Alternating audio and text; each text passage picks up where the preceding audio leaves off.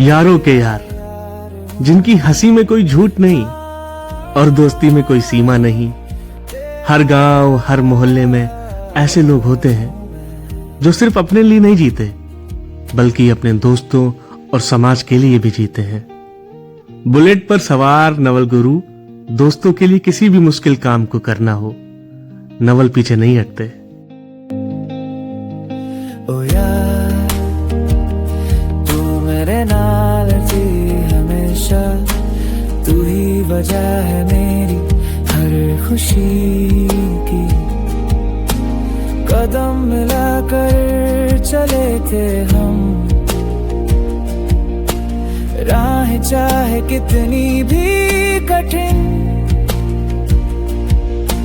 सपनों में भी तेरा साथ है मेरा। तू है तो डर नहीं कोई भी। उनके लिए दोस्त सिर्फ रिश्ते नहीं, बल्कि परिवार जैसे हैं।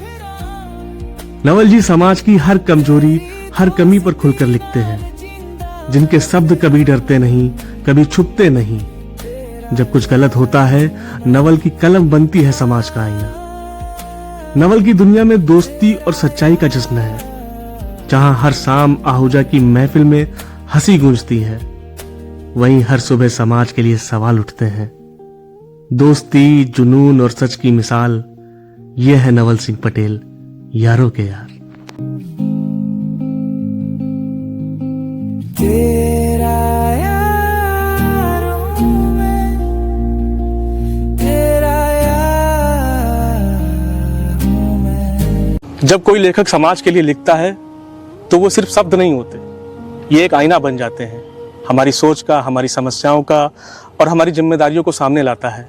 नमस्कार, मैं हूं कबीर और आपने देखना शुरू कर दिया है मिट्टी और मैं। और आज के हमारे मेहमान होंगे सोशल मीडिया के महारथी, समाज के आईना कह लीजिएगा, और हम सबके पसंदीदा गुरु श्री नवल सिंह पटेल जी। नमस्कार भैया, नमस्कार। कैसे हैं गुरु जी? बहुत अच्छे हैं, बहुत कुशल मंगल है सब। आपको देखकर दिल प्रसन्न हो जाता है कि कोई ऐसा ना नेचुरल फील आती है, वाइब आती है कि इंसान जब हंसता है, और खासकर लेखक जो एकदम रूढ़िवादिता मतलब समाज में फैली अफवाह पे लिखता है और फिर हंसता है, तो फिर थोड़ा बहुत चुलबुली होती है अंदर की। और बताइए कैसे हैं आप? और सब बढ़िया है यार। और आज की जो हमारे मेहमान हैं उनसे बहुत सारी बातें होंगी, उनके विचारों का संप्रेषण होगा आपस में, और जो एक लेखक के अंदर जो विचार होते हैं वो हम चाहते हैं कि पूरे वातावरण में फैल जाए, इसलिए हम आपको खुले में लाए हैं आज। जी जी जी। अब तो कोई ये तो नहीं कि सब लोगों का किया है पॉडकास्ट उस पे, नहीं, ऐसा कुछ नहीं है, ये सब बहुत बहुत धन्यवाद आपका। और ये हमारे शो का 11वां एपिसोड है। अच्छा, सगुन है हमारे लिए, इसलिए बहुत बहुत शुभकामनाएं हैं कि आप 11वें एपिसोड तक पहुंच गए हैं। बहुत अच्छा लगता है कि हमारे आसपास की कोई ऐसी प्रतिभा जो लगातार हम लोगों को अपने कार्यों के माध्यम से प्रेरित करती है, हमें बहुत अच्छा लगता है। बड़प्पन है आपका गुरुजी। और इसी के साथ हम सवालों का सिलसिला शुरू करते हैं। तैयार हैं आप? बिल्कुल बिल्कुल। अरे ये कोई इम्तिहान नहीं है, ये मतलब विचारों का एक संप्रेषण है एक तरीके से। बात ये समझिए, आप लोगों के साथ हमेशा ही ऐसा बहुत सारे गुरुजी, ऐसा क्या होता है, बहुत सारे हमने लोगों से जब बोला है पॉडकास्ट के लिए, तो उनको एकदम जो होता है कि यार क्या पूछोगे, कुछ ऐसा ना पूछ दो, मेरी रेपुटेशन। मैंने कहा ऐसा कुछ नहीं है। अच्छा, कि अगर मैं आपको ऐसे बुलाता हूँ गुरुजी, और उसके बावजूद मैं आपसे कुछ आपके वैसे सवाल ना पूछूं जो व्यूवर्स के आते हैं, जो आपको सुनते हैं, उनके भी सवाल हमें जोड़ने होते हैं। अगर मैं उनका सवाल नहीं जोड़ूंगा तो फिर ये हुआ कि लोग देखेंगे नहीं। आपको गुरु नाम किसने दिया? क्या आप राजनीतिक गुरु हैं, या फिर लव गुरु हैं, या बच्चों के गुरु हैं, या सबके पसंदीदा गुरु हैं? अच्छा, ये एक बहुत अच्छा टॉपिक आपने पूछा, गुरु नाम कैसे पड़ा। सब गुरु कहते हैं ना आपको, प्यार से गुरु। इसके भी पीछे एक बहुत अच्छी कहानी, यारी दोस्ती, दोस्त लोगों का दिया हुआ नाम है। बहुत सालों से देख रहा हूँ। सालों से, हमें लग रहा आज 20-22 साल हो गया जब मैंने पढ़ाना स्टार्ट किया था। उसी दौर में मतलब मैं क्रिकेट का बहुत शौकीन व्यक्ति, क्रिकेट खेलता, मतलब ज्यादा बड़ा नहीं, लेकिन गाँव में ही क्रिकेट होता था। तो वहीं पे लोगों को जो है, जो अपने साथी लोग होते थे, उनको ज्यादातर एडवाइस दिया करते हैं। अच्छा। एक हमारा दोस्त है अकबर, उसको ज्यादातर मैं एडवाइस दिया करता था कि यार ऐसे खेलो। मैं राहुल द्रविड़ का बहुत बड़ा फैन, ठीक है, गिलक्रिस्ट का बहुत बड़ा फैन, मैं अक्सर उसे सलाह देता था यार ऐसे खेलो, ऐसे खेलो। तो उस टाइम पे एक कोच हुआ करते थे टीम इंडिया में, ग्रेग चैपल। अरे लड़ाई। हाँ, वो नहीं, जब शुरू में ग्रेग चैपल आए तो काफी उनका नाम काफी था, नाम था। तो उन्होंने काम भी किया, बहुत अच्छा हाँ, काम, ये टीम बनाई, लेकिन वो फिर शुरुआती गांगुली के दौर में वो जिस तरीके से उनको लोग जो हेडलाइन छप के आती थी गुरु ग्रेग चैपल, हाँ। तो वहां से वो टैगलाइन गुरु ग्रेग चैपल के बजाय वो जो लगातार मैं अपने साथियों से इंटरेक्ट करता था तो वो गुरु गुरु कहने की परंपरा वहां से शुरू हुई। अच्छा, अब तो ये सोशल मीडिया आ गए, लोग मोस्टली अखबार नहीं खोलते हैं। हाँ, पहले जमाने में जब अखबार आता था ना, लोग हाँ। कहते थे कि यार ग्रेग चैपल और न्यूज पढ़ते थे ना, वो अब चस्का नहीं रहा लोगों अंदर। हाँ, वो चीज नहीं है। पहले तो खबरों का पढ़ने का वो रहता था कि हाँ। खबर पढ़नी है, चलनी है। हाँ। अब तो लोग सोशल मीडिया पढ़ लेते हैं, अखबार का कोई वही नहीं। बस अब अच्छा सोशल मीडिया का युग है। एक समय पहले तक बात ये थी कि अखबार एक न्यूज का एकमात्र जरिया होता था। थे टीवी पे लिमिटेड चैनल थे, लोग ज्यादातर अखबार जो है मध्यम वर्ग की पकड़ में था। अखबार जो है, आजकल तो सोशल मीडिया, हर किसी के पास मोबाइल है, हर किसी के विचार हैं आपस में, फेसबुक पे डाल दिया, जरा सी भी घटना हुई ट्विटर पे आ गई, तुरंत न्यूज मिल रही। एक दौर था यार, अखबार का भी एक अलग चस्का था।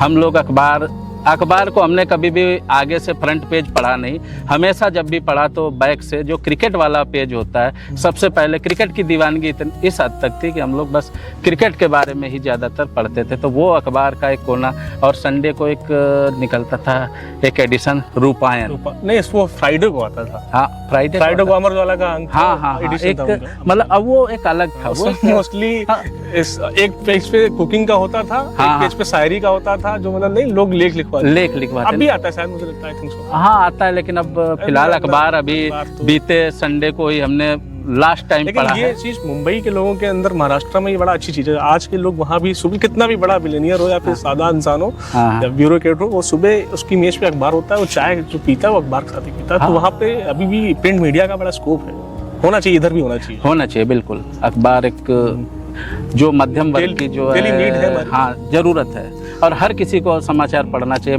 मेरा मानना है कि वर्तमान की दुनिया से कनेक्ट रहना चाहिए, भविष्य के बारे में सोचना चाहिए और वर्तमान की दुनिया से कनेक्ट रहना चाहिए। आपने हर बीट पे लिखा है, लगभग राजनीति से लेकर क्रिकेट, बॉलीवुड, और आप एक अच्छे वैचारिक इंसान भी हैं। क्या मन में कभी ख्याल आया कि कोई किताब लिखी जाए जो आपकी लिमिटेड फैन फॉलोइंग है, उससे बाहर निकलकर पूरे देश तक आप अपने विचारों को फैला पाएं और आपके विचारों को लोग सुन पाएं, पढ़ पाएं? देखो छोटे भाई, सोचते तो हम बहुत कुछ हैं कि यार कभी किताब लिखी जाए। एक समय था मेरा, एक याद होगा, अभी तो फेसबुक और ये सब आ गए हैं, एक गूगल वालों का चलता था, गूगल प्लस करके। अभी हाँ, नहीं, वो उन्होंने प्लेटफॉर्म बंद कर दिया। अभी योरकॉट और भी आ गए हैं, कई माध्यम उस तरीके के अभी चल रहे हैं, लेकिन उस तरह का नहीं है। गूगल प्लस चलता था, जो काफ़ी स्पेस देता था आपको, आप विचार लिखने के लिए, शायरी या इस तरीके का, कई बार उनको संग्रहित करने का मौका देता था। एक बार सोचा था, लेकिन यार थोड़ा इधर शादी हो गई, एक बेटी हो गई, तो थोड़ा सा इतना, जिस तरीके से लिखते हैं तो एक आदमी के अंदर होता है। कई लोगों ने भी कहा होगा मे भी कि लिखना चाहिए। हाँ, बिल्कुल। एक हमारे भैया हैं, गांव के ही हैं, देखो नाम हम बहुत फेमिलियर रहे, नाम भूल गए उनका, भूलना नहीं, मतलब दिमाग से बात कर, ऐसे बहुत सारे लोग होंगे। हाँ, तो उन्होंने कई बार हमें सलाह की। चलिए, ये तो हो गया किताब से जुड़ा कि आपने अभी तक लिखा नहीं, और मैं चाहता हूँ कि लिखें। मेरी एक वेल विश है आपके लिए कि आप, हाँ, मैं कोशिश करता हूँ। कभी नया हमें एक युवा लेखक है सुभीत पटेल, जिनके अभी हाल ही में एक बुक लॉन्च होने, अभित पटेल, सॉरी अभित पटेल है, जिनके अभी हाल ही में काशी से करके एक उपन्यास जो यात्रा वृत्तांत है लॉन्च होने वाला है।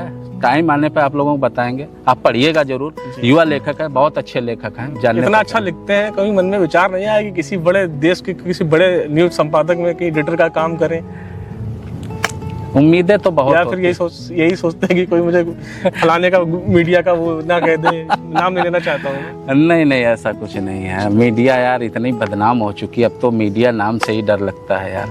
पहले तो आप हमें ताना तो नहीं मार? नहीं, ये मीडिया नहीं। आजकल देख रहे बड़ी मीडिया की हम बात कर रहे हैं, यूट्यूबर, और हालांकि यूट्यूबर भी अब आजकल उनको भी थोड़ा सा प्रोत्साहन मिल रहा है, वो भी मतलब उसी दिशा में बढ़ रहे हैं, लेकिन फिर भी अभी यूट्यूबर और जो ये मीडिया है, इसमें अभी जमीर जिंदा है। बड़ी मीडिया का तो खैर भगवान ही मालिक है। आपके लिए सोशल मीडिया पर वायरल होते हैं? जी। लोग ताली भी बजाते हैं और गाली भी देते हैं। हाँ, ये तो है। आपको लगता है कि आपकी लिखाई जमीन पर बदलाव ला रही है, या फिर फेसबुक ट्विटर की राजनीति पर एक दायरा बनकर रह गया है? देखो, एक हमने सिद्धू साहब है, उनका बहुत बढ़िया बयान था कि दुनिया का सबसे बड़ा रोग, मेरे बारे में क्या कहेंगे लोग जहाँ भी जाओ 4 लोग क्या कहेंगे, आप अच्छा लिखो बुरा लिखो, कैसा भी लिखो। मेरा मानना हर किसी को लिखना चाहिए, लिखना आपके ज्ञान में तिगुनी वृद्धि कर देता है। कभी-कभी ऐसा होता है कि ना, जब आप लिखते हैं कोई ऐसा लेख होता है जिसमें बड़ा प्रेस मिलती है, हाँ, कई ऐसा होता है कि आपको लोग टारगेट कर लेते हैं, यार क्या लिख दिया ये। हाँ, आज तो बहुत ज्यादा चल रहा है ना, लोग जातियों से जोड़ देते हैं, लोग किसी संप्रदाय से जोड़ देते हैं उस लेख को। तो कभी कभार मन में वो होता है कि यार लिखा किसी और कास्ट के लिए था, लोग समझ कुछ और रहे हैं। यार मैं कभी किसी जाति के खिलाफ नहीं लिखता हूँ। हाँ, ये बात है कि उसको आप अपने हिसाब से जाति से जोड़ दें, वो अलग बात है। मैं कभी जाति के खिलाफ नहीं लिखता हूँ, मैं केवल उस सामाजिक व्यवस्था के खिलाफ लिखता हूँ जिसमें दबे और कुचले वर्ग को जो है उचित न्याय नहीं मिलता है। मैं हमेशा उस विचारधारा पे लिखता हूँ। बाकी मेरा किसी से, ब्राह्मण भी मेरे दोस्त हैं, मुस्लिम भी मेरे दोस्त हैं। इनफैक्ट एक बहुत अच्छी बात बताता हूँ कि जो मेरा फेसबुक है, मैं कभी सोशल मीडिया पर आना ही नहीं चाहता था। बहुत बड़ी बात कह रहा हूँ कि मैं कभी सोशल मीडिया आना ही नहीं चाहता था, मैं भागता था। क्या यार सोशल मीडिया क्या। जिस दौर में 2010-11 की बात कर रहा हूँ, मेरा जो अकाउंट है फेसबुक 2010 लास्ट या 11 के शुरू का है, उस दौर में यकीन नहीं करेंगे कि फेसबुक को इस तरीके से इंट्रोड्यूस किया गया था। हमारे यहाँ एक लड़का है आदित्य, जानते होंगे, उस टाइम पे उसने हमें इस तरीके से बताया कि यार फेसबुक लड़कियों का मतलब चैटिंग वाला वो एक सिस्टम, उस टाइम पे फेसबुक को इस तरीके से हमें लव लेटर के माध्यम के प्रेषक के रूप में यूज करते थे। अच्छा, थोड़ा सा अच्छा, मेरे लिए फेसबुक प्लेटफॉर्म ये होता था कि जब शुरुआत में चला, तो मुझे लगा कि लोग जैसे पुराने बिछड़े दोस्त ढूंढ रहे हो। मेरे लिए फेसबुक का असली मीन आज भी यही है। ये जो बात आपने कही ये बहुत सही। आप मतलब जब मैंने शुरुआत की थी 2010-11 में, उसके बाद जैसे जैसे मेरा टाइम बढ़ा, उसके बाद B.Ed किया तो दोस्त मिले। इसके बाद जितने भी पुराने सर्कल के जितने भी दोस्त थे हमारे, जो 11-12 के खो गए थे, वो धीरे धीरे मिलने लगे, तो वो उपयोगी साबित हुआ। लेकिन इसके पीछे भी बहुत, अभी आपने एक क्वेश्चन किया था कि यार जाति विशेष के खिलाफ। मैं एक बात बताऊं, लोग बोलते हैं कि मैं मुस्लिम विरोधी हूँ, ये मतलब मोस्टली लोग बोलते हैं। मेरी फेसबुक प्रोत्साहन में मुस्लिम का बहुत बड़ा हाथ है। एक आप आईडी देखते हो, ये एक्सक्लूसिव खबर। हाँ, बहुत बड़ा योगदान भाई। मैं कभी सोशल मीडिया पे आना नहीं चाहता था, लेकिन ऐसा क्यों आपको इतना प्रोत्साहन करते हैं? और आप सोचते भी कि मतलब मेरे साथी थे, यहीं गौरी के रहने वाले हैं, कानपुर रहने लगे थे, बहुत अच्छी मित्रता थी, काफ़ी बातें होती थी। धर्म को लेकर हम लोगों की आपस में बहस होती थी। बहस का मतलब एक तर्क होता था, दोनों धर्मों को लेकर, वो अपने धर्म का, हम अपने धर्म का। इसके बावजूद हमेशा हमें प्रोत्साहित करते थे, यार सोशल मीडिया पे आओ, इतना अच्छा कहते हो, इतना अच्छा बोलते हो, कभी कुछ लिखो, लोगों को मोटिवेट करो। इनफैक्ट उन्होंने ही मतलब इतना मोटिवेट किया, ईमेल आईडी से फेसबुक की तब लॉगिन होती थी, ईमेल आईडी बना के उन्होंने दी और मेरा ये अकाउंट जो है खुलवाया।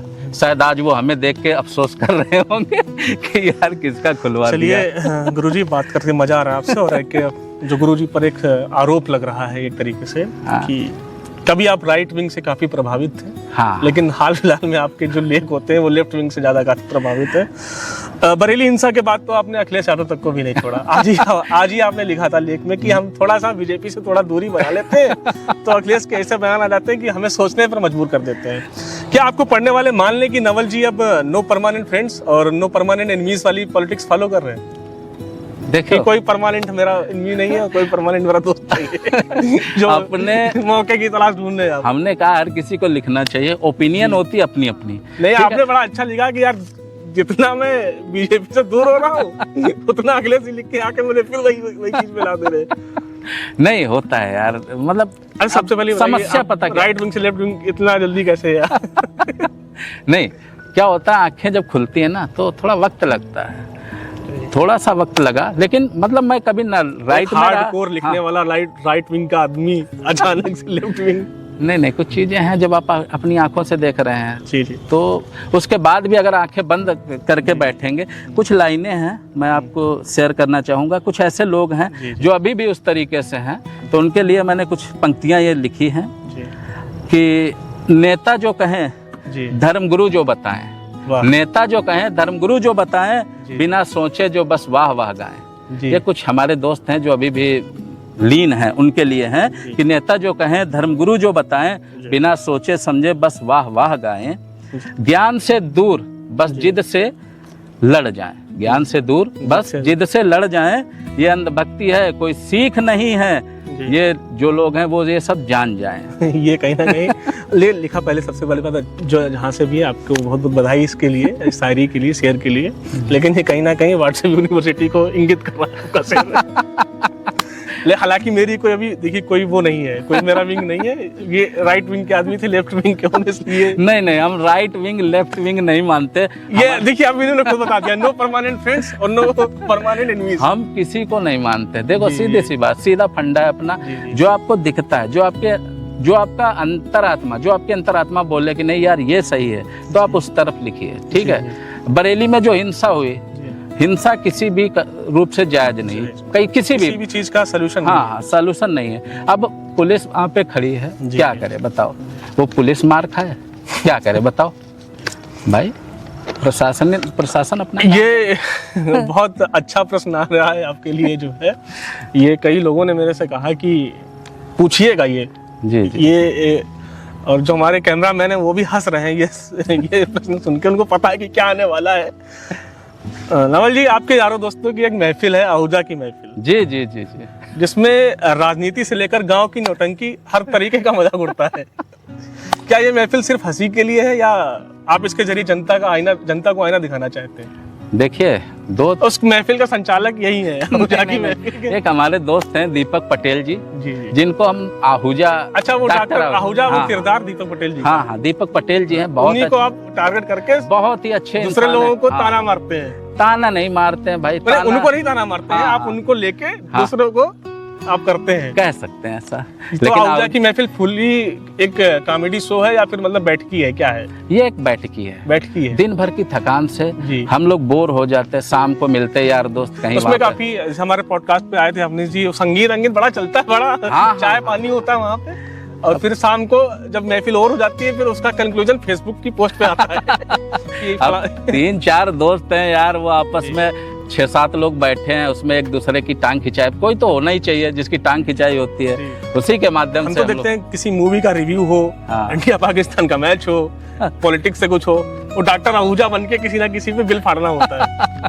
आहूजा जी बुरा नहीं मानते, लेकिन ये बात है, हमारा जो मित्र है आहूजा कभी बुरा नहीं मानता। हम लोग इतना मीम्स बनाते हैं भाई। एक हम लोगों का ग्रुप बना है, व्हाट्सएप ग्रुप, यकीन मानो वो ग्रुप दिखाने लायक नहीं, इतना मीम्स बनते हैं, एक दूसरे की इतनी फोटो बनती है, इतना मतलब वो आपको भी नहीं छोड़ते हैं? नहीं, हमको भी नहीं छोड़ते। उसमें जो जाएगा एक टाइम के बाद छोड़ना किसी को नहीं है। एक मतलब ये पर्टिकुलर है, किसी का अगर बात पकड़ ली गई है तो समझ लो उसकी बिल्कुल धुलाई पक्की है। गरीबों का बिग बॉस है। नहीं, लेकिन बिग बॉस में लड़ाई होती है। हाँ, लड़ाई नहीं होती है यार, हंसी मजाक चलती रहती है। अच्छा, ये एक और इल्जाम लगता है आप पे, पता नहीं कितना सच है कितना झूठ है। ये आप लोगों के दोस्त यारी कह देते हैं कि आप फेक आईडी का बड़ा यूज करते हैं और यहीं पे बैठ और यहीं पे दूसरा आदमी बैठा है, उसी को फेक आईडी से मैसेज कर देते हैं। कितनी सच्चाई है इसमें? यार अब इस बारे में तो हम कुछ कह नहीं सकते। फेक आईडी वाला काम हमारा नहीं है जी। मैं इससे इनकार करता हूँ। बात यह है कि एक हमारा जो बहुत पुराना जानी दुश्मन वर्तमान में कह सकते हैं, एक बहुत पुराना मित्र था, उसने इस तरीके का मतलब बयान दिया या ऐसी अफवाह उड़वाई कि यार हम कुछ भी कर सकते हैं। उसने तो यहाँ तक कह दिया कि किसी का भी फेसबुक हैक किया जा सकता है, वो करने वाला एकमात्र गुरु है। तो फिलहाल ऐसा कुछ नहीं यार, इतना सिक्योरिटी कभी यूज किया फेक आईडी जी? नहीं यार, कभी किसी को ट्रोल करना हो हाँ, कभी ऐसे नहीं कर पा रहे कि सामने भाई व्यक्तिगत व्यवहार है आदमी का, नहीं होता है, नेचुरली तरीके से नहीं कर सकते, तो ऐसा है कि फेक आईडी बनाओ और जो है ये एक दौर था कि जब कई बार ऐसा होता है, कुछ चीजें हम किसी के मुंह पे नहीं कह पाते, तो अपनी भड़ास निकालने के लिए जो है हम एक ये माध्यम है हमारा, वो उस माध्यम का उपयोग किया जा सकता है, कोई बुरा नहीं है। लेकिन एक टाइम तक करते थे, अब वर्तमान स्थिति ऐसी है कि हम फेक आईडी नहीं, हमें जो कुछ कहना होता है अपनी आईडी से ही कह देते हैं। ये एक और आपसे एक्सक्लूसिव प्रश्न है मेरा कि नवल जी, आप बेहद पॉलिटिक्स में इंटरेस्टेड रखते हैं, काफ़ी सारे लेख आपके प्रभावित करते हैं लोग, उस पर काफ़ी टिप्पणी भी होती हैं, कभी आपके फेवर में कभी आपके अनफेयर में हो जाती हैं। क्या कभी लगा नहीं कि राजनीति में छोटे स्तर से शुरुआत की जाए और आप चाहे तो ग्राम प्रधान पद के उम्मीदवार भी बन सकते हैं, ऐसा सोच सकते हैं? और ये प्रश्न इसलिए भी है क्योंकि आपका जो ग्राम है, वहाँ के जो प्रधान प्रतिनिधि हैं अनुपम सिंह पटेल जी, आप कभी उनके बड़े समर्थक होते थे, आजकल आप उनसे नाखुश हैं। क्या आप में वैचारिक भिन्नता है या सच में आप दोनों में जनता के हित की लड़ाई है? क्या है इसमें? क्योंकि कभी आप हाँ भाई भैया हैं और जो है अच्छा काम कर रहे हैं, लेकिन आजकल आपके विचारों में व्यक्तिगत भिन्नता है। और क्यों है ये सब सुनना चाहते हैं हमारे लिसनर्स। कई बार अब क्या क्योंकि कहें, आप जब इतना अच्छा नहीं, लिखते पढ़ते हैं तो नहीं मन में बात ये है अनुपम भैया के बारे में या किसी के बारे में भी मैं ये कहता हूँ भाई, एक वक्त में हमने उनका समर्थन किया था, बहुत अच्छा समर्थन किया जी। तो बस एक लाइनें हैं, कुछ हमें शायद याद नहीं होती, लेकिन यह लाइनें हैं कि जुबान चुप है कि आईना टूट न जाए जी। जुबान चुप है कि आईना टूट न जाए, कि हमने ही वो शख्स तराशा था। मतलब क्या कहें यार, मतलब क्या बुरा। कल मैं उनका अनुपम जी का पॉडकास्ट देख रहा था, तो आपने भी काउंटर में एक शायरी सुनाई है। नहीं यार, ऐसा कुछ नहीं है। अब मेरा ये पर्सनली उसके लिए तो नहीं पर्सनली कुछ नहीं है। बढ़िया इंसान है। देखो, हम राजनीति की बात ये है, राजनीति गांव की राजनीति ऐसी है, हमारा गांव थोड़ा दुर्भाग्यशाली रहा है इस मामले में। हम ये कहेंगे कि हमने जो प्रधान वर्तमान में 2 देखे हैं, वो थोड़ा सा गाँव, उनका घर, उनकी स्थिति ऐसी है, वो कतई किनारे, एक इस साइड है तो एक उस साइड है, ठीक है। और राजनीति ऐसी है, आकर्षण में लोग वोटिंग कर दिए, अब गांव में आना जाना उनका कम होता है, ठीक है। आपको नहीं लगता कि चुनाव लड़ने की बात यह है यार, देखो चुनाव छोटे स्तर पर शुरुआत की जाए। हाँ, वो कई बार दिमाग में आता है, लोग भी कहते हैं, कुछ लोग भी गांव के लोग मोटिवेट करते हैं कि यार चुनाव लड़ो, ये करो वो करो, लेकिन मैं सोचता चुनाव मतलब भले लोगों का काम नहीं। वर्तमान स्थिति जो है कि आप उसका बजट देखिए, अगर कोई बंदा 15-16 लाख 20 लाख खर्च करेगा, उसके बाद क्या वो जीतने के बाद बहुत इंटरेस्टिंग बात की आपने। हाँ, कि आजकल चुनाव जो है पैसों का ही रह गया है। पैसों का चुनाव है, पैसों, विचारों की कोई कीमत नहीं है। विचारों की कोई कीमत नहीं। आजकल की जनता, आजकल का व्यक्ति त्वरित लाभ देखता है। अभी आप देखेंगे चुनाव आ रहा है, साड़ियाँ, विभिन्न प्रकार के, जो खैर वो बड़े स्तर से हो रहा है, वो तो छोटे स्तर पे क्या है, ये तो आप देख ही रहे हैं। तो और प्रधानी चुनाव लड़ने के लिए भी आपको 20 झूठ बोलने पड़ते हैं। और मेरी एक गंदी आदत है कि अगर झूठ बोलना हो तो मेरा झूठ पकड़ा जाता है। मैं झूठ सफाई से बोल नहीं पाता हूँ। कभी अगर आपसे मुझे झूठ बोलना हुआ तो हमेशा मेरी नज़र मतलब झुक जाएगी या इधर उधर होगी, आप आराम से पकड़ेंगे ये बंदा झूठ बोल रहा है। मुझे ये भी लगता है कि ग्राम प्रधान का जो चुनाव होता है पूरे देश में, पूरे भारतवर्ष में सबसे टफ चुनाव होता है। सबसे टफ चुनाव, क्योंकि लोगों को पता होता है कि ये इतना 500 वोट है। हाँ। और वो गणित लगा लेते हैं कि इतना यहाँ से मिला, इतना वहाँ से मिला, तो रंजिशें भी बहुत होती हैं ग्राम। देखो, एक इसका सीधा एक फार्मूला है, जितना छोटा चुनाव उतना ही टफ। आप सांसद ही देख लो, कोई दिक्कत नहीं है, विचारों की लड़ाई, ठीक है। विधायक की उससे टफ है, ठीक है। उससे नीचे जब आओगे आप, प्रधानी सबसे टफ है। ये तो रहता है, जहाँ फिर एक एक वोट की गिनती होती है, सब तो चलता रहता है। बालाजी के बड़े भक्त हैं आप, और जब आपकी अंतरात्मा आवाज़ देती है, आप बाबा मेहंदीपुर धाम पहुँच जाते हैं। और ये प्रश्न इसलिए आपसे पूछ रहा हूँ क्योंकि बहुत सारे जो सेलिब्रिटी हैं वो समय प्रेमानंद जी महाराज के पास जा रहे हैं। जी। और अब तो लोगों ने कहना भी शुरू कर दिया है, ट्रोल कर रहे हैं कि पहले बुरे काम करो, फिर किसी बड़े संत या किसी बड़े मंदिर में जाके मत्था टेक दो, सारे जो है वो दूर हो जाएंगे। तो आप कितनी सच्चाई मानते हैं इस चीज़ में कि आप कहीं, आप तो भी नहीं ऐसा बुरा काम करके जाते हैं कि बालाजी नहीं, ऐसा कुछ नहीं है। मन जब अशांत होता है तो यही। लेकिन प्रेमानंद जी महाराज के पास मैंने, कुछ लोगों को छोड़ दीजिए, लेकिन कुछ लोग ऐसे भी गए, नाम नहीं लेना चाहता हूँ मैं, तो लोगों ने कहा है। अरे एक बात बताओ, अभी आप सावन आता है, लोग मीट मुर्गा खाना छोड़ देते हैं, ठीक है। लोगों की अपनी सोच है, ठीक है। लेकिन एक बात याद रखना, हमेशा प्रायश्चित गलती का होता है। जानबूझकर किया गया पाप, उसका कोई प्रायश्चित नहीं होता है। लोग जानबूझ चोरी करते हैं, कुछ करते हैं, उसके बावजूद भी अगर वो जा रहे हैं तो वो गलत है ना। नहीं, वो बिल्कुल गलत है। तब थोड़े भगवान माफ करते हैं आपको। लेकिन प्रेमानंद जी ये थोड़े कहते हैं कि आप गलत करके आओ। उसके वर्तमान समय में हमें लग रहा है कि जीवित जो है, जैसे नहीं मंदिर, जीवित संत, जो जीवित ईश्वर जो है, वो हम प्रेमानंद जी को मानते हैं। जितना व्यवहारिक और जितना सरल जो ज्ञान, आध्यात्म जो उनके पास है। अच्छा, जगतगुरु रामभद्राचार्य ने जो कहा था वो नहीं, उनको मैं किसी भी एंगल से संत नहीं मानता हूँ फिलहाल। नहीं, संत हैं, वो पूजनीय है, सब कुछ है, लेकिन जो उनके अंदर जो घमंड है, उस घमंड की मैं निंदा करता हूँ। लेकिन बाद में उन्होंने कवर भी किया था कि जो है कवर किया है, लेकिन मुझे नहीं लगता कि उतनी जो है जो क्लियरिटी उनके जो है ज्ञान में या उस तरीके से वो जो लोगों को संप्रेषित कर पा रहे हैं। ज्ञान तो बहुत है उनके पास। ज्ञान बहुत है, ज्ञान होना एक अलग चीज़ है, उसको लोगों तक पहुंचाना एक दो अलग अलग चीज़ें हैं। कई लोग हैं हमने देखा ज्ञान तो मुस्लिम समाज भी कहते हैं, मैं प्रेमानंद जी की रील्स जब होती हैं तो उसमें लिखते हैं आई लव यू बाबा जी। हाँ बड़ा उनको सपोर्ट कर। वो एक प्रेमानंद जी महाराज जो है किसी क्राइटेरिया में नहीं है, उनका ये नहीं है कि मैं सिर्फ हिंदू का ही कई सारे पीर बाबा लोग गए हैं उनके दरबार। लोग अपने सल्यूशन अपनी समस्याएं लेकर जाते हैं, और एक बहुत बढ़िया बात है वो कभी आपको मतलब इस तरीके की एडवाइस नहीं देंगे, इस तरीके की सलाह नहीं देंगे कि भैया आप झाड़ फूंक करो या इस तरीके का करो। वो जो व्यवहारिक चीज़ें होती है उस आध्यात्म से जोड़ते हैं। एक बात बता, संत महात्मा शंकराचार्य, कई लोगों को नहीं पता होगा, हिंदू धर्म में सबसे बड़ा शंकराचार्य होता है, जिसके ऊपर मतलब धर्म को प्रसार करने की जिम्मेदारी कह सकते हैं, कुछ भी ठेका है कह सकते हैं, कुछ भी कह सकते हैं, उसकी जिम्मेदारी होता है, उसका कर्तव्य होता है, लेकिन कोई नहीं जानता। लेकिन पिछले बीते 2-3 साल के अंदर प्रेमानंद महाराज जी ने जो करके दिखाया वो कोई नहीं। आज 20-22 साल का युवा प्रेमानंद जी महाराज को सुन रहा है, सीख रहा है, और क्या चाहिए हमें। अब एक सवाल है और आपसे कि क्षेत्रीय राजनीति की बात कर लें आपसे हम। हाँ, तो वर्तमान जो आपके विधायक हैं माननीय आशीष सिंह आसू, भाजपा के हैं जी, आशीष सिंह आसू जी, समाजवादी पार्टी से उनके विरोध में है ब्रजेश वर्मा टिल्लू जी, और INC इंटरनेशनल कांग्रेस से सुभाष पाल जी हैं जी, भाजपा MLC अवनीश सिंह जी हैं जी, वर्तमान भाजपा सांसद अशोक रावत जी और पूर्व सांसद अंजू बाला जी हैं जी, भाजपा नेता सत्यम सिंह जी हैं, और तमाम कई ऐसे नेता हैं जो हरदोई क्षेत्र को रिप्रेजेंट करते हैं जी।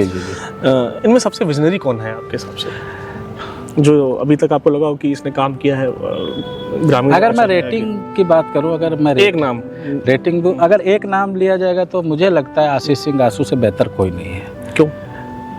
लोग कहते हैं ना, एक तो हमारा एक दोस्त है, एक बहुत अच्छे हैं, सपाई हैं बहुत तगड़े, लेकिन वो आसू जी के बहुत बड़े फैन हैं, विश्वविद्यालय के दिनों से उन्हें फॉलो कर रहे हैं जी। तो वो भैया हमेशा हमसे कहते हैं कि यार, हम हमेशा कहते हैं हमारा बैक बेंचर जो है बैक बेंचर नहीं है। विधायक जी के बारे में हमेशा वो बोलते हैं बैक बेंचर, लेकिन वो हमेशा ये बोलते हैं कि वो एक अलग दर्जे के हैं, और हमें भी लगता है कि उनसे बेहतर वर्तमान समय में कोई राजनीति में, हरदोई की राजनीति में उस तरीके का कोई नेता नहीं हुआ है। देखो, विजनरी नेता जिसके पास ज्ञान है, जिसके पास सोचने की क्षमता है, जो नए नए कार्य कर सकता है। इससे पहले बताओ, इनके विधायक बनने से पहले ऐसा कौन सा नेता था जो सुख दुख में गया हो, या जिसने इतना सोचा हो सड़कों का जाल, विकास किस तरीके से हो सकता है। मील जो है हमारा पड़ा था बरौना में, उस ज़मीन का कैसे सदुपयोग किया जाए, क्या क्या चीज़ें यहाँ पे लाई जाएं, इतना विजन किसी के पास नहीं। माननीय विधायक जी से आपने जब उनका जिक्र किया है, तो ऐसा कौन सा स्टेप है उनके, कौन सा ऐसा कार्य जिसने आपको उनकी तरफ ध्यान खींचा कि यार नहीं, लीजेंड है, नेता है मेरा, जैसे आप अभी आपने ऐसे कहा है कि हाँ स्टेप लिया, ऐसा कौन सा, मतलब जैसे बहुत सारे उन्होंने काम कराए हैं अपने, बहुत सारे काम, तो ऐसा कौन सा एक काम है जिससे आप सबसे ज़्यादा प्रभावित हुए? सबसे ज़्यादा प्रभावित मैं हुआ हूँ जो ये करवा नदी पे पुल जो बनाया इन्होंने। इससे पहले तक मैं वहाँ के मतलब कई बच्चे, एक बहुत छोटा उदाहरण, मैंने जब पढ़ाना शुरू किया तो मोस्टली बच्चे इधर करवा साइड से आते थे जी। ठीक, क्या होता था बरसात में, क्या होता था, उन बच्चों की पढ़ाई छूट जाती थी, वो उतना राघोपुर रन नहीं करके आते थे। लेकिन जो इन्होंने वहाँ पे पुल बनवाया है जी, हमें लगता है इनके जो इस इतिहास का सबसे बड़ा काम है, मुझे जो लगता है। बाकी काम तो बहुत ही हुए हैं। सीतापुर में जो एक अभी घटना हुई है, बहुत अप्रिय घटना हुई है, नहीं होना चाहिए, निंदा करता हूँ मैं ऐसे कि हर चीज़ का जंग हिंसा नहीं होती है। बेसिक शिक्षा अधिकारी है जो जिले का शिक्षा स्तर का आला कमान होता है, जिसे ये पूरा हक है कि कौन विद्यालय में आ रहा है, कौन नहीं जा रहा है, कितने बच्चे हैं, बच्चों को मिड डे मील में खाना मिल रहा है, वो सब उसका पूरा देखने का काम होता है। और विद्यालय में अध्यापक पढ़ा रहे हैं, ये सबसे अहम काम ये है, उसका अधिकार है उसके पास, वो आला कमान है, वो जहाँ चाहे रेंडमली चेक कर सकता है, कोई भी स्टेप उठा सकता है उसके बारे में। और फिर वो एक महिला शिक्षक के स्कूल ना जाने के लिए पैरवी करता है।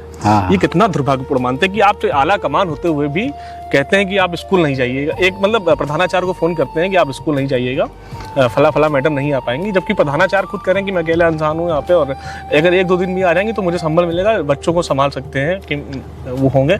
लेकिन जब जिले का आला कमान जब ऐसी बातें करता है तब दुर्भाग्यपूर्ण है ये। और मैं देख रहा हूँ कि कोई स्टेप दोनों शिक्षक को निलंबन हुआ है, शायद जो रूमर्स है कि बीएसए साहब को भी कर दिया गया है। नहीं ये तो अफवाह है, निलंबन नहीं हुआ है, जो भी है।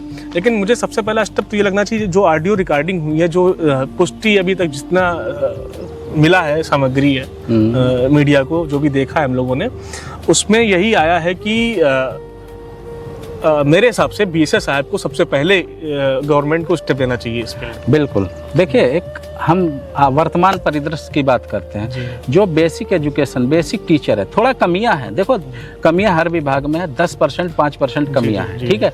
बेसिक का, हालांकि मैं बेसिक से जुड़ा नहीं हूँ, मेरा कोई लेना देना नहीं, लेकिन मेरा मानना है कि जो बेसिक का अध्यापक है वो आजकल सबसे आसान शिकार है जी, ठीक है। मानसिक प्रताड़ना सबसे ज्यादा वही झेलता है। अब ये सोचो, 50 साल का करीब होगा वो व्यक्ति जी, जो अध्यापक प्रधानाचार्य रहा, जो सम्मानित व्यक्ति है, ठीक है। आप उसको इस तरीके से इतना उसको मानसिक प्रताड़ना दे रहे हैं। बताइए, जब अटेंडेंस, जो डिजिटल अटेंडेंस ऊपर गवर्नमेंट ने जो है उसको निरस्त कर दिया, आप उससे बोलोगे कि डेली अटेंडेंस दो, 1 साल तक अटेंडेंस दो, ये कहाँ तक जायज है? ये तो पनिशमेंट हुआ ना। हाँ, पनिशमेंट बिल्कुल। पर्सनली, लेकिन मेरा थोड़ा ये मानना है कि बेल्ट वाला थोड़ा कम रहा। हमारे हिसाब से तो वहाँ पे कुछ और भी उपयोग हो सकता था, और भी औजार होते हैं, लेकिन वो ज्यादा बेहतर। हाँ, चाह रहे हैं कि हाँ, बिल्कुल हिंसक रूप हो जाता है। नहीं, हिंसक नहीं यार। देखो, एक हमारा मानना है, जब स्थितियां विपरीत हो जाए, ये सोचो, एक बात बताओ, एक प्रधानाचार्य है, टीचर है, ठीक है, जो बंदा उसने कमाया क्या, ये देखो, उसके गांव में देखो, बच्चे उसके समर्थन में, अभिभावक उसके समर्थन में। एक बंदा ऐसा बता दो जो वो मैडम के समर्थन में आया हो या बीएसए के समर्थन में आया हो। बच्चे झूठ नहीं बोलते कभी भी, कहीं ना कहीं इसमें जिस तरीके से बच्चों की प्रॉपर ड्रेस है, बच्चों की संख्या जिस तरीके से दिख रही थी मुझे वहाँ पे, मुझे लगता है कि जो मास्टर साहब है वहाँ पे उन्होंने बड़ा मेहनत की अपने विद्यालय। बिल्कुल उन्होंने, देखिए, वो अध्यापक किसी पुरस्कार का मतलब आकांक्षी नहीं होता है। कुछ होते हैं 10-5%, लेकिन उसकी पूरी कुल जमा पूंजी वही है, बच्चों का प्यार। लेकिन ये बढ़िया रहा, बेल्ट ट्रीटमेंट बहुत अच्छा है।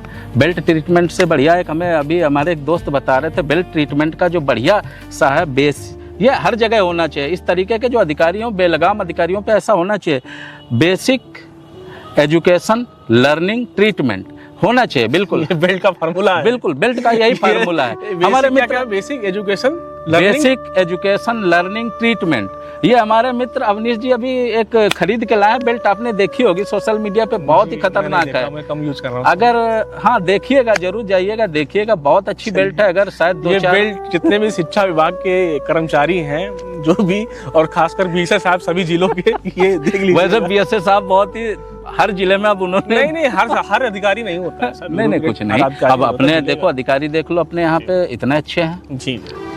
ये किसी के लिए पर्सनली नहीं है, आप लोग इसको अन्यथा न लीजिएगा। नवल जी, कल्याणपुर और वाराणसी में आई लव मोहम्मद और आई लव महादेव पोस्टरों के कारण विवाद फैला है। क्या सच में सिर्फ व्यक्तिगत आस्था है ये, या हमारे समाज में धार्मिक प्रतीकों का इस्तेमाल अब लड़ाई और टकराव पैदा करने का हथियार बन गया है? क्या यार कहें जी।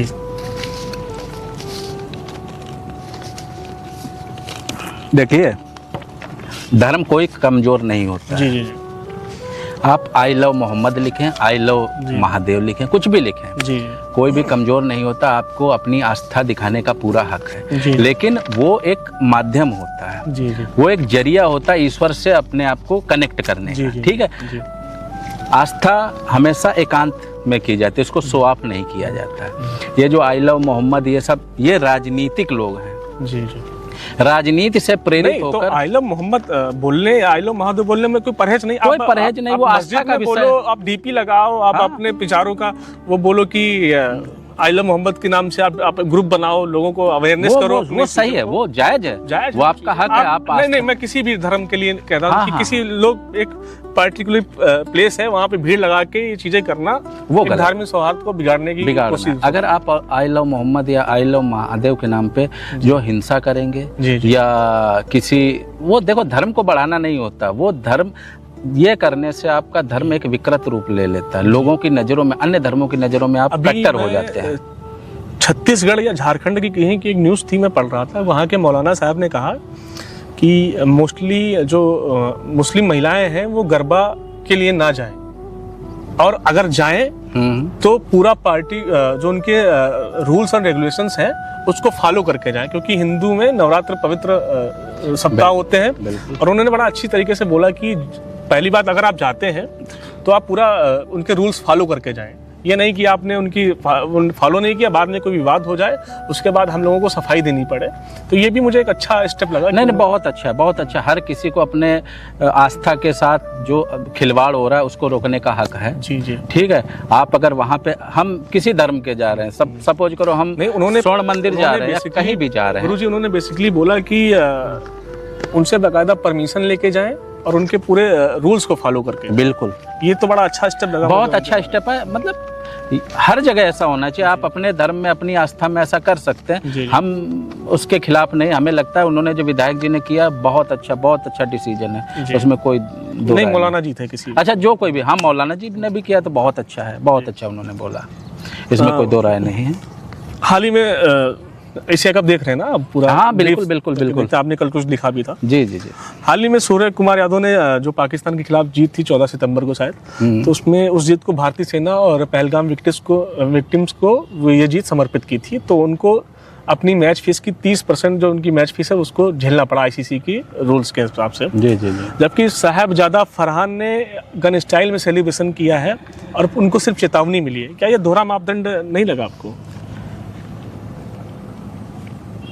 ये जो अभी आपने मुद्दा उठाया बहुत अच्छा मुद्दा है। बात ये है कि देखिए, जो लोग कम समझ रखते हैं, साहबजादा वाला जो मैटर है उस मैटर पे मैं ज़्यादा नहीं बोल सकता हूँ, क्योंकि ऐसे सेलिब्रेशन पास्ट में भी होते रहे हैं। महेंद्र सिंह धोनी हो या श्रीलंका के ही कई वो जो हैं क्या नाम खिलाड़ी, वो इस तरीके का सेलिब्रेशन जब ऐसी चीज़ें चल रही हो ना। हाँ, लेकिन ये ऐसे माहौल में हाँ जब, लेकिन उस एक हर एक चीज का एक समय पहले हारिस राउफ ने वो 6-0 वाला वो दिखाया, एरोप्लेन फाइटर जेट वाला वो किया। यार मानना ये है कि सरकार को स्टेप लेना चाहिए। आप इतना बड़ा आपका स्ट्रक्चर है, आप पूरा विश्व का क्रिकेट वर्तमान समय में चला रहे, तो आपके लिए ये स्टेप लेना कोई बड़ी बात नहीं थी। आप एशिया कप क्वाइट कर सकते थे।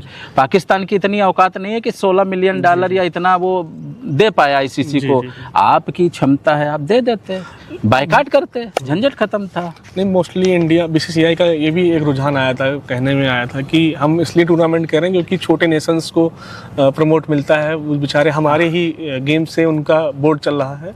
हाँ, तो ये भी मूविंग स्टेप था। हाँ, ये भी हो सकता है, लेकिन वर्तमान परिस्थितियां हम लोगों का जब इतना ज़्यादा डिस्टर्बेंस है, दोनों सीमाओं पे इतना ज़्यादा तनाव है, तो थोड़ा सा अवॉइड करना चाहिए था। बाकी सूर्या ने जो बयान दिया, शायद हमें लगता है कि सूर्या को थोड़ा सा अन्य जगह दे सकते थे, थोड़ा सा, हमें जहाँ तक लगता है पर्सनली। इसको अन्यथा मत लीजिएगा, क्योंकि अगर ये काम अभी कल को मान लो पाकिस्तान के साथ मैच हो, एक उल्टा हो जाए, उधर से कोई इस तरह की बयानबाजी कर दे, तो फिर क्या होगा? मतलब ये तो एक ट्रेंड सेट हो गया। हाँ, फिर मैं जीता तो मैं अपनी आर्मी को रिप्रेजेंट कर रहा हूँ, दिखा रहा हूँ अपना। तो वो मतलब, हालांकि उनकी आर्मी हमारी आर्मी के उनकी बराबरी हम लोगों की हो ही नहीं सकती ना। लेकिन सूर्या ने ये जरूर अच्छा कहा था कि हमारा कोई मुकाबला ही नहीं है। बिल्कुल 14-15 जीत रहे हैं, आप 0 पे हैं, कोई हाँ, एक वक्त था जब हम लोगों की थोड़ा सा था राइवलरी, एक समय तक था हम लोगों का, ये था, हम लोग काफ़ी पीछे थे इनसे। लेकिन वर्तमान 15-20 साल का जो रिकॉर्ड उठाया जाए, खासकर 10 साल का, तो इसमें कहीं पर भी कोई प्रतिद्वंदिता नहीं आती। सूर्या ने जो बयान दिया वो बिल्कुल सही दिया, उसमें कोई गलत नहीं है कि राइवलरी हमेशा बराबर के लोगों में होती है, और वर्तमान में तो हमारा उनकी टीम का कहीं कोई मुकाबला नहीं है। गुरुजी, बात करके बहुत मजा आ रहा है आपसे, और ये सब 11वां हमारा एपिसोड था, शुभ था, इसलिए लंबा चल रहा है। तो अब शुरू करते हैं रैपिड फायर में। जो हमारा शो का सेगमेंट है, इसमें छोटे छोटे सवाल पूछूंगा आपसे, और मैं चाहता हूँ और उम्मीद है आपसे कि आप छोटे छोटे सवालों का जवाब बिल्कुल स्किप नहीं करना है, आप एक चुनना है आप जी। तो आप तैयार हैं? बिल्कुल जी। समकालीन व्यंग्यकार या लेखक में सबसे ज्यादा आप किससे प्रभावित हैं? ऑप्शन है आपके पास रवीश कुमार, शेखर गुप्ता, राजदीप सरदेसाई या सौरभ द्विवेदी। सौरभ द्विवेदी। लल्लन टापा ने। जी। आज़ादी की लड़ाई में सबसे बड़ा योगदान किसका? महात्मा गांधी, वीर सावरकर, सुभाष चंद्र बोस या पंडित जवाहरलाल नेहरू? महात्मा गांधी। अगर आपको बॉलीवुड का सबसे प्रभावशाली अभिनेता चुनना हो तो कौन होगा? आपके पास ऑप्शन है रणवीर सिंह, विक्की कौशल, आयुष्मान खुराना या विक्रांत मैसी। विक्रांत मैसी। नेशनल अवार्ड मिला इसलिए? नहीं पर्सनली आपको पसंद है? अलग मूवी। वर्तमान मीडिया में सबसे प्रभावशाली पत्रकार कौन है जो आप देखना पसंद करते हैं, जो लगता है कि देश का सबसे प्रभावशाली पत्रकार है? आपके पास ऑप्शन भी है: अर्नब गोस्वामी, पुण्य प्रसून वाजपेयी, अंजना कश्यप, सुधीर चौधरी, या फिर अभी लल्लन टॉप से अलग हुए न्यूज पिंच खोला है अभिनव पांडे। अभिनव पांडे, वो यूट्यूब पे अलग पत्रकारिता का। हाँ, अभिनव पांडे बहुत ज़्यादा। मेरे भी इस समय वो पसंदीदा है। ये मत सोचिएगा मेरे पसंदीदा नहीं, तो मैंने नहीं, ऑप्शन ऐसा जोड़ा नहीं। है, ऐसा नहीं है, अच्छा काम कर रहे हो। हाल फिलहाल का कौन सा उपन्यास है जो आपके दिल में बस गया है? मानव कौल का बहुत दूर कितना दूर होता है, सत्य प्रकाश का दिल्ली दरबार, या फिर दिव्य प्रकाश दुबे का अक्टूबर जंक्शन? अक्टूबर जंक्शन पढ़ा है आपने? बहुत अच्छा, बहुत प्यारा है। ये एक चॉइस वाला क्वेश्चन है आपसे कि कंचनजंगा का बेशुमार धुंध या वैष्णो देवी की चढ़ाई करते वक्त त्रिकुटा पर्वत पर लगने वाली ठंड, कौन ज़्यादा लुभावनी है? वैष्णो देवी। वो जो ठंड लगती है बहुत अच्छा है। वो जो माहौल वहाँ का बनता है, कभी गए हो? मैं 3-4 वहाँ पे जो एक बहुत मंत्र जो रात में जो ठंड लगती है वो थोड़ा अभी 4 कंबल ओढ़ने पे भी नहीं जाती है वो। अभी जनवरी में ही किए, बहुत अच्छा है, बहुत। तो और ठंड हो गया जनवरी में। हाँ। कौन बेहतर टाइम पास है आपके लिए, सोशल मीडिया पर पोस्ट करना या आहूजा की महफिल का संचालन करना?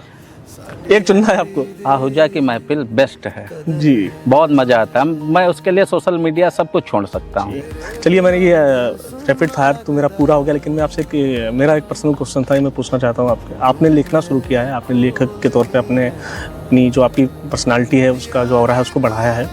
आप किससे इंस्पायर हुए थे तब आपने लिखना शुरू किया? किस सामाजिक लेखक या किस व्यंग का टिप्पणीकार उसको पढ़कर आपने इंस्पायर हुए, आपने लिखना शुरू किया? बेसिकली मैं कई लोगों को मैंने पढ़ा है, लेकिन मुझे सबसे ज़्यादा प्रभावित किया जैसे फेसबुक पे एक खासकर व्यक्ति है सुशोभित, जो लेखक है सुशोभित जी, उसने बहुत अधिक प्रभावित किया हमें। उसी को देख के? हाँ, उसी को देख के, मतलब कई बार जो एक लिस्ट हिंदी जो निकल के आती है जी, कई बार उसकी मतलब जैसे नहीं होता उसको कॉपी करना, जी, मैं कोशिश करता हूँ तो उसको कॉपी करूँ, लेकिन हालांकि वो बहुत बड़े स्तर का है जी, और फिर भी कोशिश करता हूँ कि उसको मैं कॉपी करूँ। चलिए, बहुत मजा आया आपसे बात करके। आज के हमारे मेहमान थे नवल सिंह पटेल जी, जिन्हें प्यार से लोग गुरु कहते हैं, with great love and affection.